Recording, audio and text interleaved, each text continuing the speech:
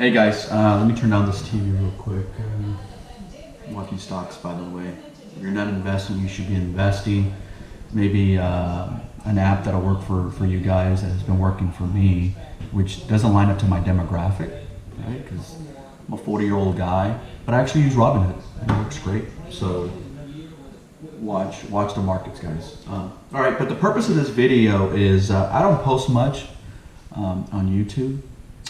But it's time to start shopping.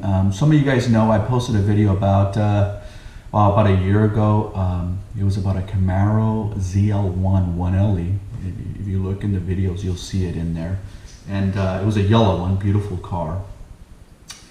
And I actually have a couple of cars. You know, my car that I have today is a 2016 Challenger Hellcat.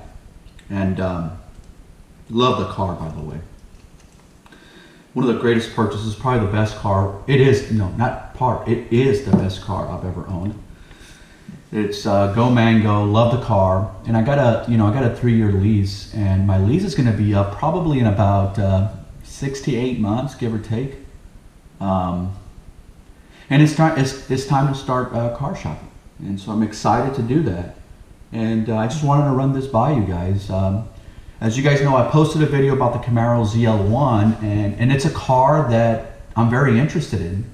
Not the 1LE, just your traditional ZL1. You know, has an amazing engine, great horsepower, and it sticks, right? It pretty much sticks.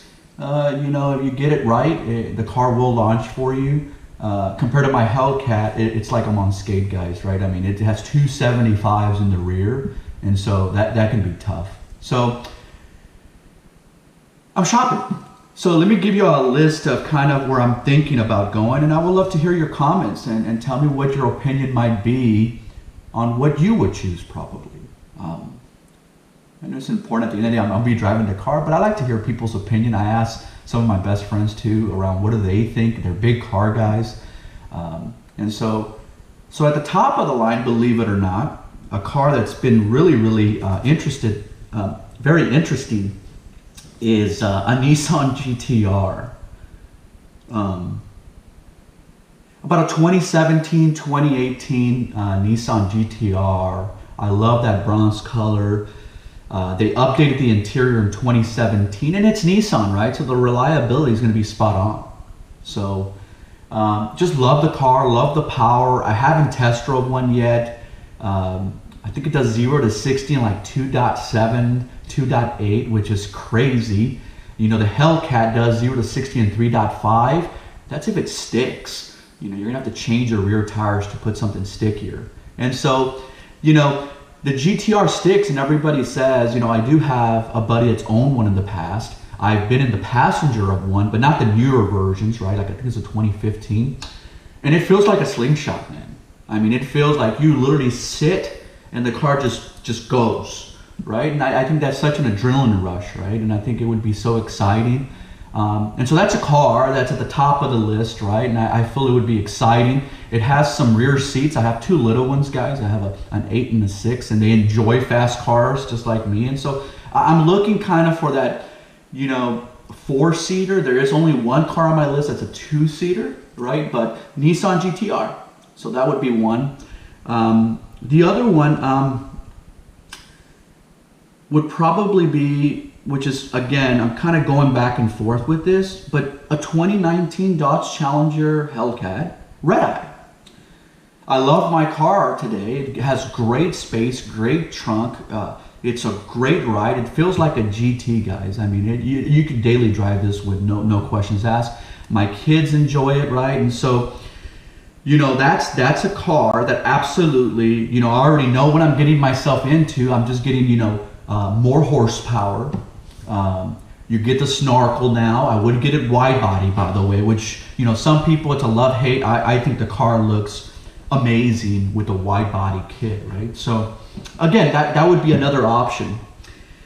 The other one that's a surprise, and it would probably be a surprise to my friends, is actually potentially doing a deposit on a 2020 GT500. It seems like it's going to be an exciting car. I've just never owned a pony, right? And so I have a lot of reservations around that. I don't know. I've always stayed away from Mustangs. I've owned Camaros. I've owned Challengers. I've even known Nissan 350Z. Like, I've owned a lot of cars, but I don't know. I've always stayed away from Mustangs. And I know they upgraded it recently and it drives great, and the GT350 is out there. But, you know, I want to see what happens in Detroit. In case you guys do not know, they will be releasing the car in January 14th at Detroit. So I'll be watching on YouTube for sure, just to see the specs and how does the car look.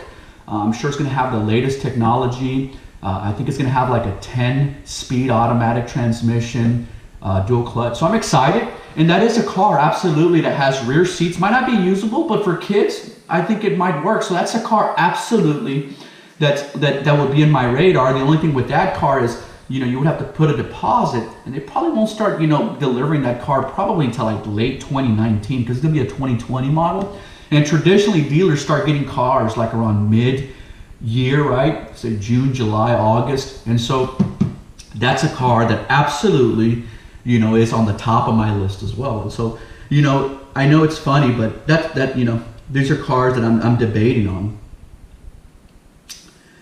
The other one that's kind of at the tail end is your good old, you know, Corvette ZO6. I love that car. I like the way it looks with the ZO7 package. It looks super aggressive. The front, you know, chin, the flare-ups in the back, carbon ceramic brakes. I mean, the car is a full package, right? It represents everything American, right, for sure. But the only problem with that car is that it has no back seats, right? So that's why it's at the bottom of my list, right? It could be an absolute deal breaker for me, but again, I just don't know. I would love, again, you guys' opinion. And then the last one, I guess, if you want to say the runt of all these cars, is potentially getting, you know, a certified, well, there's two runts, but a certified pre-owned, like 2014, maybe 2015. It would have to be pre-owned. It has to be certified. It's a Porsche 911S. You know, that's like the pinnacle, right? If you're a sports guy, you like the overall atmosphere of the car from the inside and how it handles and how it drives and taking it to the track. It might not have the most horsepower by far, but everybody I know that drives those cars, I mean, they're just in love with them, right? And you know, all the reviews I've seen online, nobody has really nothing to say bad about those cars. And so again, that's one that's there. And I guess the other one, and I guess the last of the run, which should be a run, which has kind of been debatable in my top 5, is a Tesla. You know, that would be a huge shift, right? I'm going from full muscle, you know, all the noise and the smells and, you know, all that jazz, to a car that literally makes zero noise, zero emissions, is battery operated. And the car I'm looking at, again, that I've been kind of putting in there, is like a 2015, 2016 Tesla P85D, or maybe even a P90D.